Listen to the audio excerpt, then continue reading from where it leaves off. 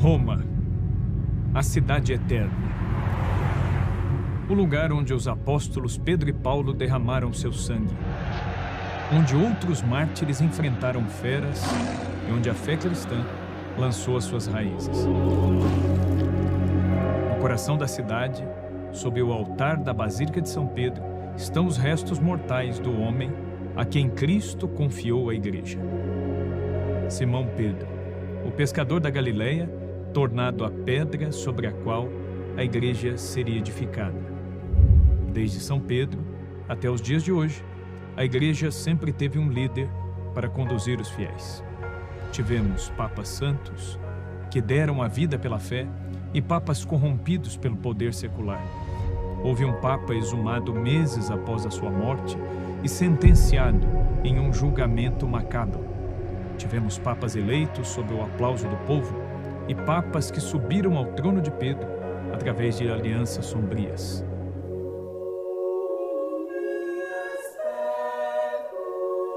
Neste episódio da trilogia sobre o papado, vamos conhecer a fascinante história do trono de Pedro, desde a sua fundação bíblica até a era contemporânea da Igreja Católica.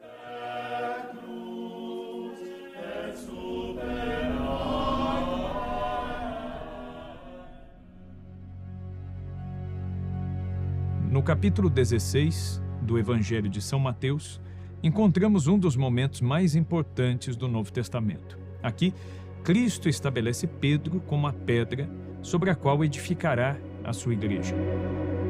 A mudança de nome de Simão para Pedro, que significa rocha, não é meramente semântica. Nas Escrituras, toda mudança de nome implica também numa mudança de missão.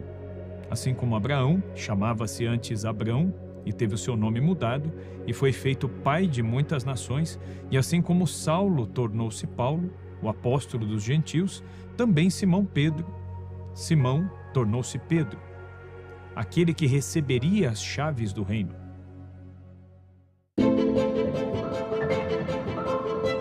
A tradição de alterar os nomes tem esse sentido de retomar a tradição bíblica da aceitação de uma sublime missão por parte de Deus. Na Igreja Católica, a prática de mudar o nome do Santo Padre nasceu apenas no século VI, quando o Papa João II, eleito no ano de 533, resolveu fazê-lo.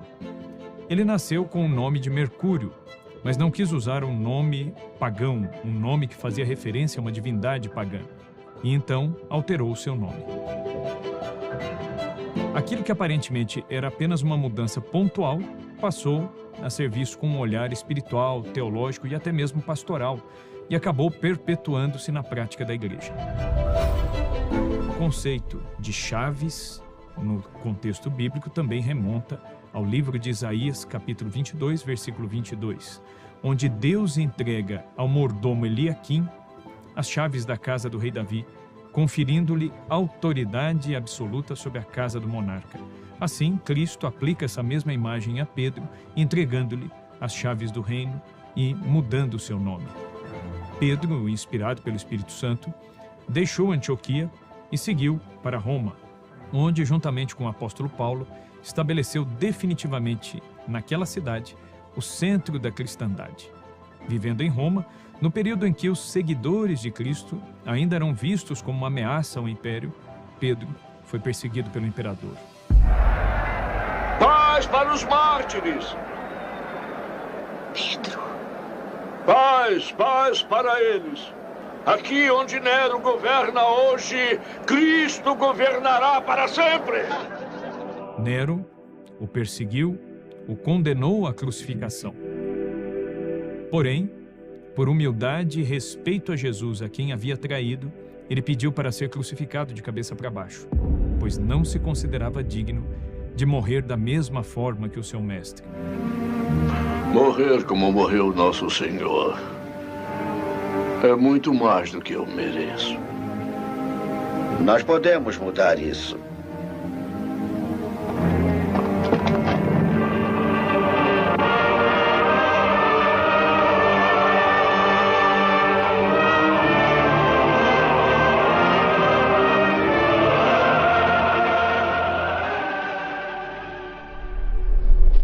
O seu martírio aconteceu no Circo de Nero, localizado onde hoje está a Basílica de São Pedro, no Vaticano. Antes de seu martírio, o próprio Pedro indicou o seu sucessor, Lino, seu discípulo, que é mencionado na segunda carta de São Paulo a Timóteo, capítulo 4, versículo 21. Depois sucedeu-lhe Cleto ou Anacleto, e depois Clemente, chamado de o Romano, e que também é citado por São Paulo na carta aos Filipenses, no capítulo 4, no seu versículo 3. Inicialmente, o Papa era reconhecido apenas com os títulos de Bispo de Roma e sucessor de São Pedro. Mas a partir do século IV, o termo Papa passa a ser empregado especialmente no mundo grego em relação aos bispos, arcebispos e também os patriarcas. Mas com o tempo, o termo só passou a ser aplicado aos arcebispos e patriarcas e, por fim, passou a ser aplicado exclusivamente ao bispo de Roma.